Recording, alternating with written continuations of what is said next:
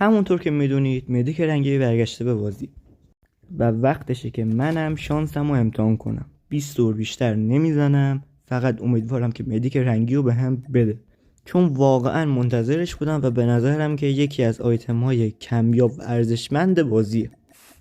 بریم ببینیم که تحته اول بهمون چی میده.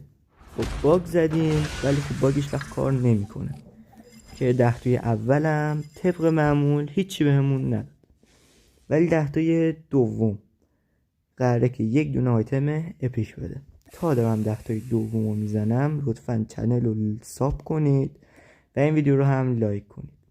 ببینیم که دهتای دوممون چی میده.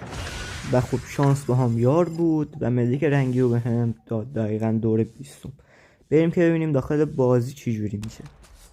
من که واقعا ازش راضیم، به نظرم ارزشش هم داشت و منتظرش هم بودم. نظر شما چه؟ به نظرتون ارزش داره؟